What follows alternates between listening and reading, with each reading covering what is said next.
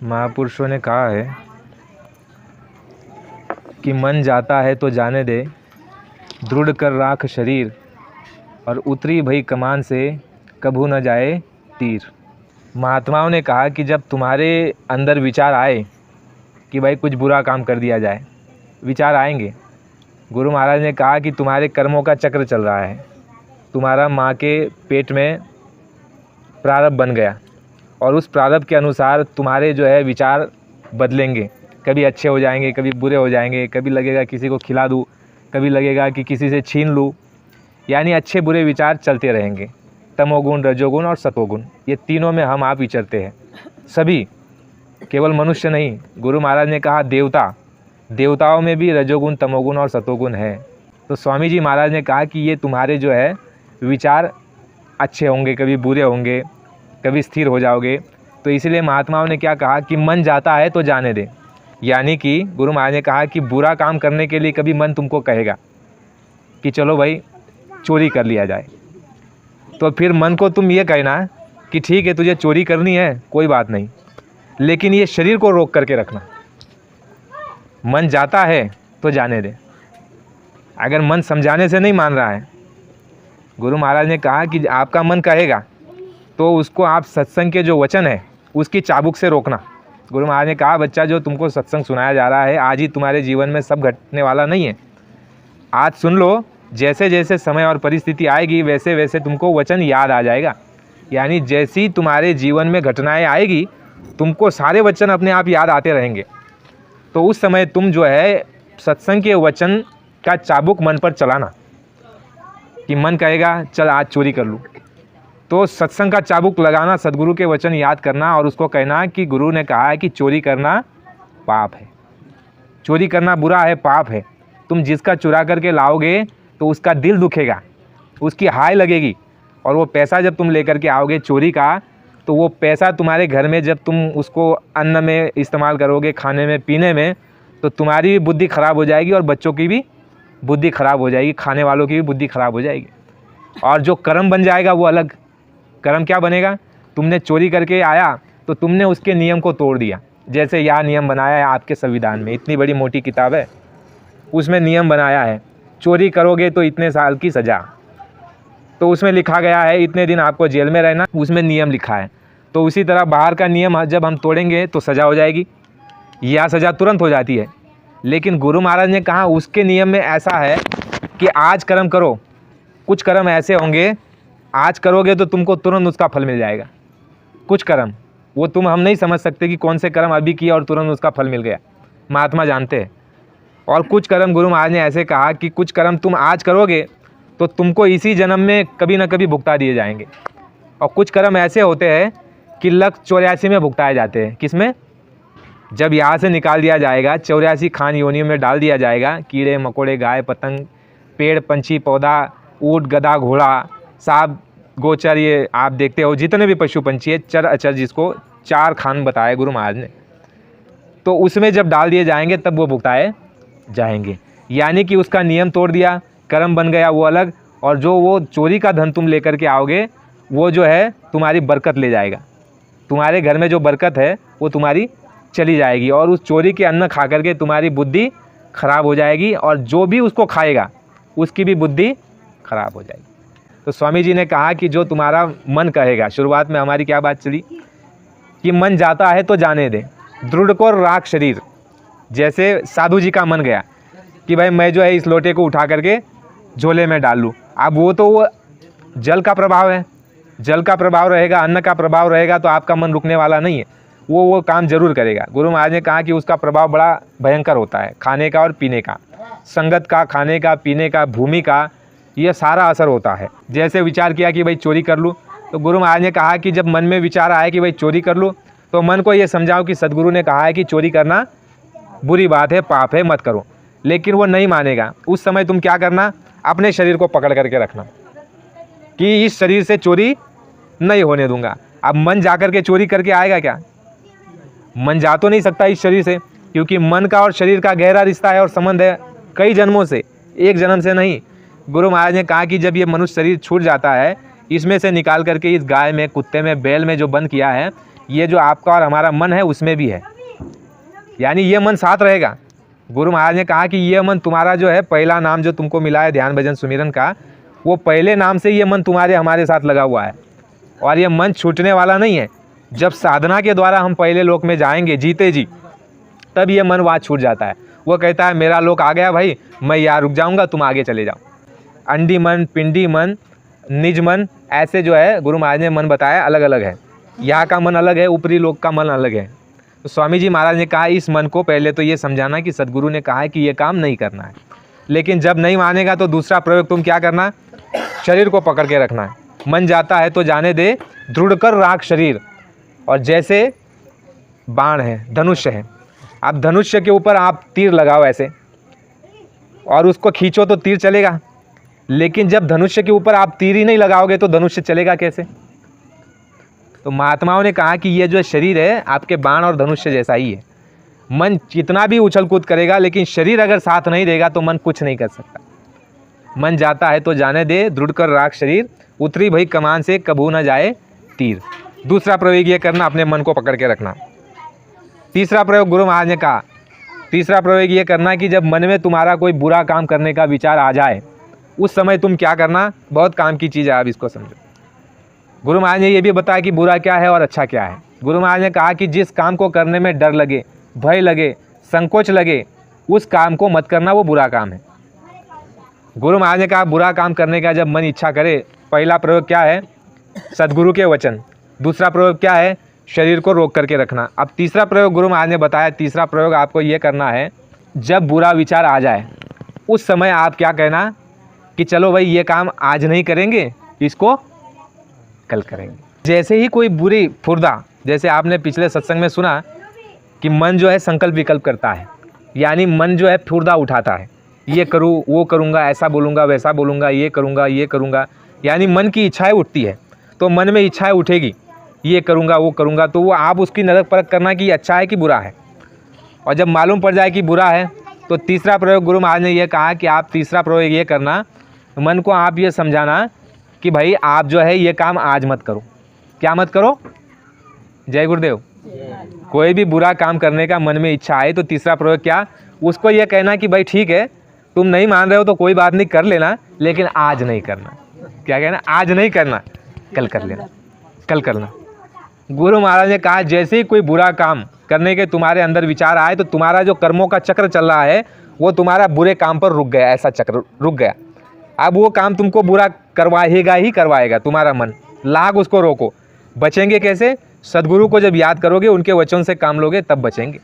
और ये सारे बचाव बताए गुरु महाराज ने। देखो जैसे बुरा विचार आएगा और आप कहोगे कि भाई ठीक है, मन तो मानने वाला नहीं है, ये बड़ा जो है ये ऐसा घोड़ा है, इसकी कोई लगाम नहीं है, ये मानता नहीं और रुकता भी नहीं है। तो गुरु महाराज ने क्या कहा, जब नहीं माने तो इसको ये कहना कि ठीक है, करना है तो कर ले, कोई बात नहीं, लेकिन आज नहीं, अभी नहीं, भाई बाद में करेंगे। वो कर्म का चक्र, काल चक्र जब आपका आगे बढ़ जाएगा तो वही आपका मन जो कहता था कि इसको चाटा मारूंगा आज तो मैं, वो कहेगा अरे नहीं भाई, थोड़े समय बाद उसका विचार ही बदल जाएगा।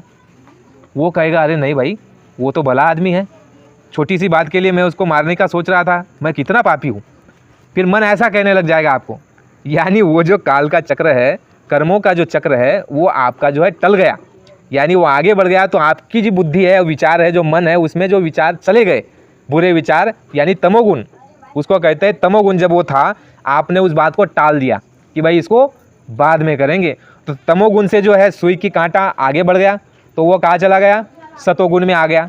तो जैसे सतोगुण में आएगा, तुमको इतना पश्चाताप होगा, अंदर ही अंदर इतना पश्चाताप होगा, कहोगे अरे वो आदमी तो इतना अच्छा है, उसने तो मेरे 10 बार मेरी मदद की है, लेकिन एक बार मदद नहीं की तो मैं ये कह रहा हूँ कि उसको तो मैं देख लूँगा, उसको झगड़ा करूँगा। यानी आपको आत्मग्लानि होगी कि मैं कितना बुरा आदमी हूँ, आपको बड़ा पश्चाताप होगा और वो कर्म से भी आप बच जाओगे। गुरु महाराज ने कहा कि जो काम करने में भय लगे उसको नहीं करना, फिर भी न मन माने तो ये कहना कि भाई चलो इसको बाद में करेंगे, और बाद में जब विचार बदल जाएंगे तो वो बुरा काम करने से तुम बच जाओगे। गुरु महाराज ने कहा कि अच्छा काम का तुम्हारे अंदर विचार आ गया, कोई भी अच्छा काम का जैसे ही विचार आए तो महात्माओं ने क्या कहा मालूम है? उसको कभी टालना मत, कभी मत टालना। अच्छा काम का जब विचार आए तो तुरंत उस काम को कर देना, उस काम के नियोजन और प्रयोजन में लग जाना। जैसे कि भाई हमारे मन में विचार आया, क्या विचार आया कि भाई हम जो है कोई गांव में कोई गरीब होगा, दीन दुखी होगा, उसको मदद कर दे। तो जैसे ही विचार आया वैसे ही वो काम को कर डालो।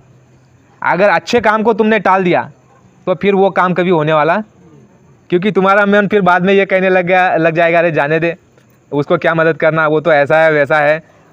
यानी कि ये महात्माओं का तरीका, अच्छे काम को तुरंत कर लेना, उसमें देरी नहीं, और बुरे काम को टाल देना। इसलिए महात्माओं ने एक शब्दों का प्रयोग किया है, काल करे सो आज कर, आज करे सो अब, पल में प्रलय होत है, बहुरी करेगा कब। महात्माओं ने कहा अच्छे काम के लिए विलंब नहीं, देरी नहीं, तनिक भी समय का जो है विलंब आपको नहीं करना।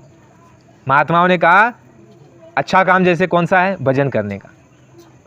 गुरु महाराज ने कहा कि 1000 काम को छोड़ करके भजन करना। जैसे आप देखते हो मुसलमान भाई, इस्लाम वाले, उनकी दुकान लगी रहती है, धंधा होता है, व्यवसाय। जैसे नमाज का समय होता है किनारा हो जाते हैं, मस्जिद में जा कर के नमाज पढ़ेंगे, या फिर दुकान दफ्तर में ही एक किनारे होकर के दरी चद्दर बिछा करके वहाँ नमाज उस खुदा की बंदगी करेंगे।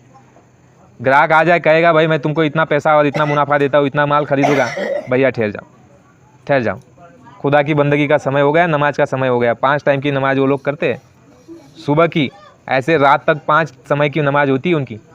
जिस्मानी इबादत वो है, गुरु महाराज ने हमको जो बताई है वो रूहानी इबादत है, वो जिस्मानी इबादत खुदा को याद करते हैं। तो देखो वो जो है संसारी काम को पीछे कर देते हैं, कहते हैं भाई ठीक है तुम ठहरो या फिर बाद में आ जाओ, पहले हम ये काम करेंगे।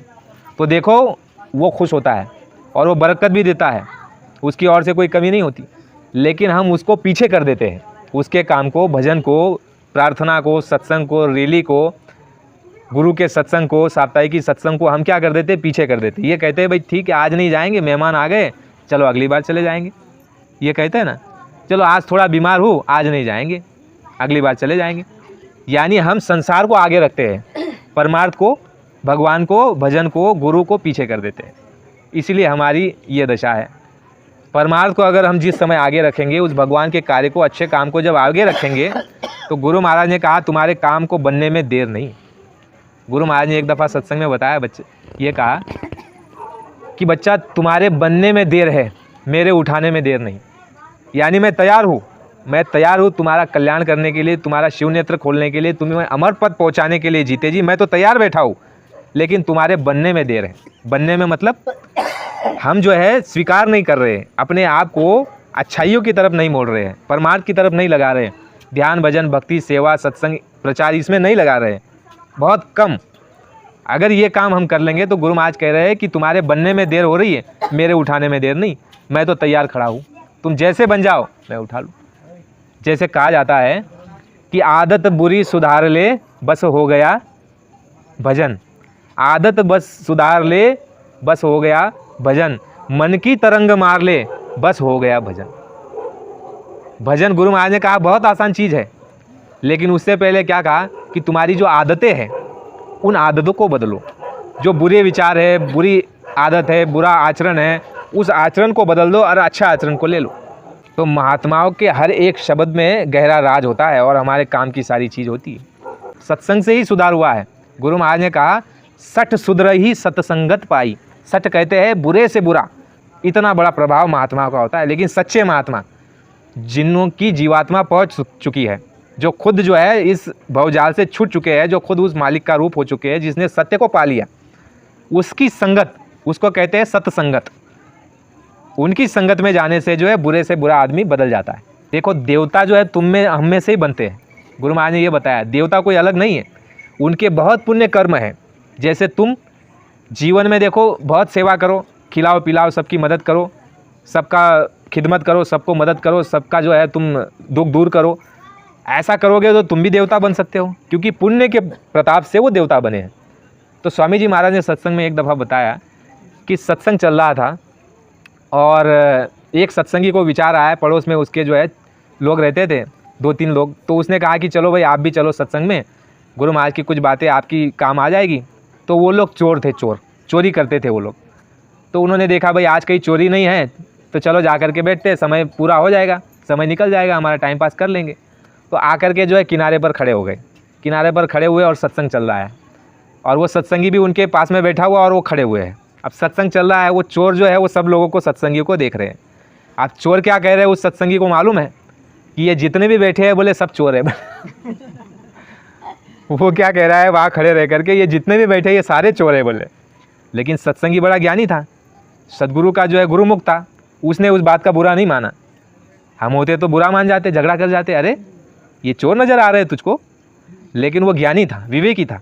उसने कहा कि ठीक है, इसकी बुद्धि ही उतनी है और ये काम ही वो करता है, इसलिए उसको सारे वैसे ही नज़र आएंगे।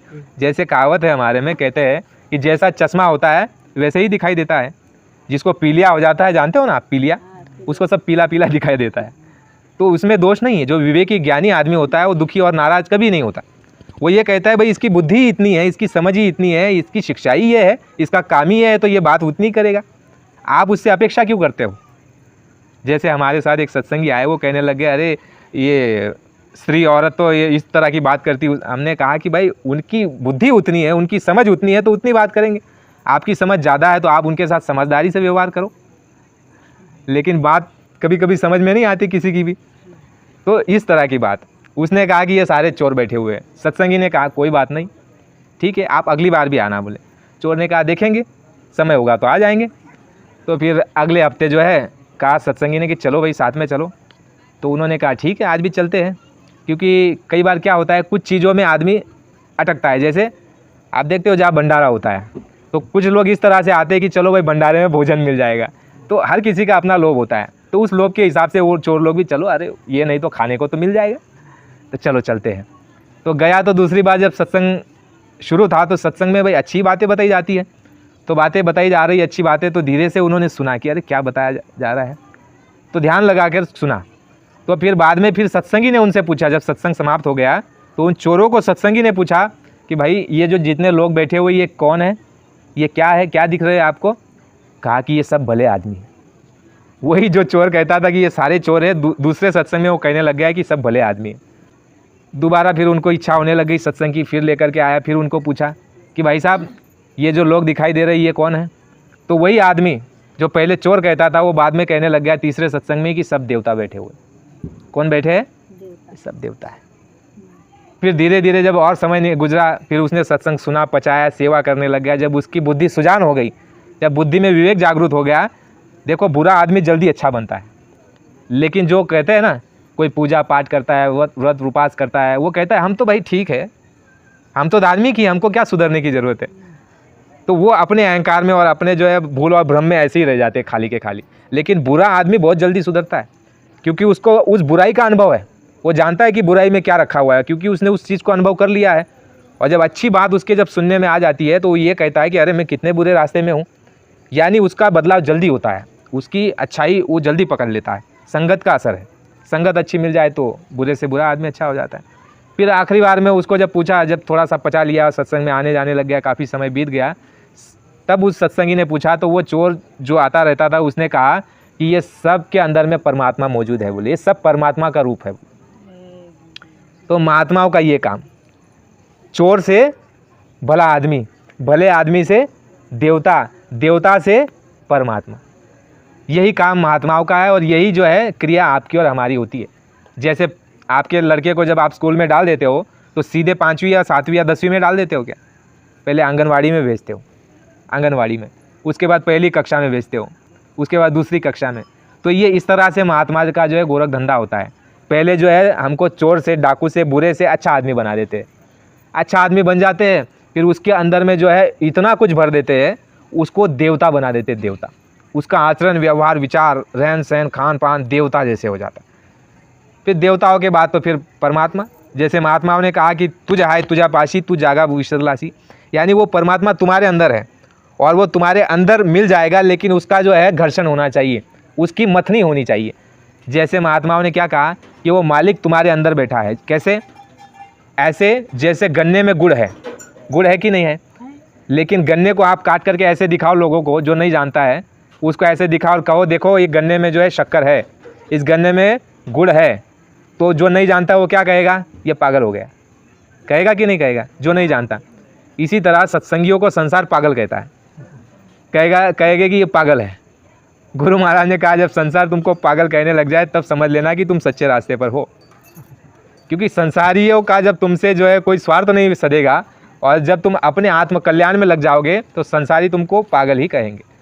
गुरु महाराज ने कहा कि गन्ने में जैसे शक्कर है, गुड़ है, दिखाई नहीं देती, लेकिन जैसे उस गन्ने को काटोगे, जाते हैं ना यहाँ से गए कितने लोग गन्ना काटने के लिए, तो गन्ने को पहले काटा जाता है, उसके बाद उसको बैलगाड़ी में भर करके फिर ट्रक में लादा जाता है, फिर ट्रक से जो है वो फैक्ट्री में जाता है, फैक्ट्री में जाने के बाद क्या होता है, उसकी पिराई होती है, रस निकलता है, उसमें से कुछ हिस्सा जो है शक्कर और कुछ हिस्सा गुड़, और जो उसका जो कचरा बचता है उसका क्या बनता है, प्लाई बनता है, प्लाईवुड, जो फर्नीचर बनता है ना, प्लाईवुड। यानी गन्ने से देखो कितनी वस्तुएं बन गई। तो महात्मा यही कहते हैं, जैसे आपकी मेहंदी आप देखते हो, मेहंदी के पत्ते, पेड़ जो होता है पौधा, उसको जब आप देखोगे तो उसका रंग कैसा है, हरा कलर का है, हिरवा। लेकिन देखो जब उसको सुखा दोगे, जब उसको पीस लोगे, पानी में रात भर घोल लोगे, उसके बाद जब उसको हाथ में लगाओगे और जब लाली आ जाएगी, तो हमारी बहनें क्या कहती है मालूम है, तू ना माणूस माँ, तू ना बोलता जीवशी, सांगतच ना असं, तू ना माणूस ना, तू ना बोलता जीव, ये देख लाली ये ले। मतलब देखो हरी चीज़ जो है तुम्हारे हाथ पर आने के बाद लाल हो गई। गुरु महाराज ने इसी तरह तीसरा उदाहरण बताया, दूध में जो है दही है, मक्खन है, घी है, पनीर है, लेकिन दिखाई नहीं देता। जब उसकी मथनी हो जाएगी, दूध को ऐसा मथोगे तो क्या निकलेगा, मक्खन निकलेगा। तो इसी तरह महात्माओं ने कहा कि तेरी वस्तु तेरे पास है, कहीं और नहीं है, तेरे पास में वो बैठा हुआ है, लेकिन कोई जो है मथनी करने वाला होना चाहिए। मथनी जैसे समुद्र में 14 रत्न थे, लेकिन जब तक उसका मंथन नहीं हुआ तो वो 14 रत्न निकले नहीं। तो इसी तरह महात्मा क्या करते हैं, तुम्हारे हमारे अंदर बैठ करके मथनी करते हैं, मथनी। और मथनी जब होती है तो अंदर से सारा खजाना निकलता रहता है, और ऐसे ऐसे ऊंचे विचार तुम्हारे अंदर प्रकट होंगे और आएंगे कि जो किताबों में भी नहीं मिलेंगे।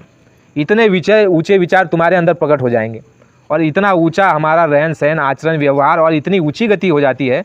गुरु महाराज ने कहा कि ये जीवात्मा, ये खुद उस परमात्मा में मिल करके स्वयं परमात्मा का रूप हो जाती है। तो इसलिए तो कहा आत्मा स्वही परमात्मा। बाबा जी जब सत्संग करते उस समय देखो प्रेमियों को ऐसे हाथ जोड़ते थे, ऐसे प्रणाम करते थे। ये संतों की पहचान है।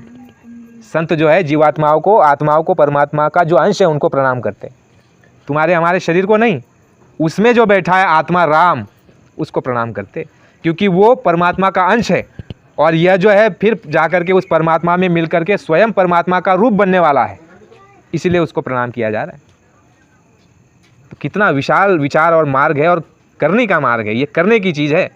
हम आप बस वही बैठ गए हैं, इसीलिए जो है तरक्की नहीं हो रही है। गुरु महाराज ने कहा जब तुम जैसे महात्मा बताते हैं वैसे चलते जाओगे, तो तुम जैसे गुरु महाराज ने कहा कि महात्मा जो होते हैं वो सत्पुरुष का देहधारी अवतार होते हैं, देहधारी अवतार होते हैं, वैसे ही तुम्हारे अंदर वो परमात्मा प्रकट हो जाता है, और तुम भी परमात्मा का अवतार और देहधारी परमात्मा कहलाते हो। तो यही तो चीज़ है, जब तुम्हारे अंदर हमारे अंदर सारी चीज़ें पड़ी है, और जो है मथनी करने वाला मिल गया, और हमको कहीं बाहर जाकर के कहीं ठोकरे नहीं खाना है, तो फिर देर किस बात की। हमको आपको साधन भजन, सुमिरन, ध्यान भजन, सेवा, सत्संग, ये काम में लग जाना चाहिए, और तभी जो है हमारा इस जंजाल से छुटकारा होगा, दुख और तकलीफ़ से, इस भवजाल से तभी हमारा निपटारा होगा। जैसे बहन ने बहुत अच्छी प्रार्थना गाई कि यहाँ कोई अपना नहीं है, सब पराये हैं। तुम्हारा हमारा मोह है, इसलिए अपना मालूम पड़ते हैं, लेकिन जब अंतिम समय आ जाता है, जब कोई काम नहीं आता, जब कोई साथ नहीं चलता, उस समय इस आदमी को, जीव को इतना पश्चाताप होता है, ये कहता है कि मेरा पूरा जीवन व्यर्थ चला गया।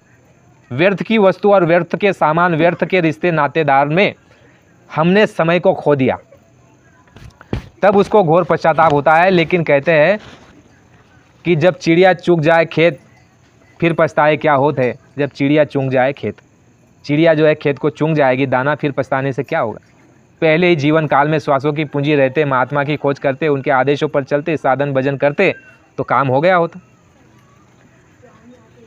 जय गुरुदेव।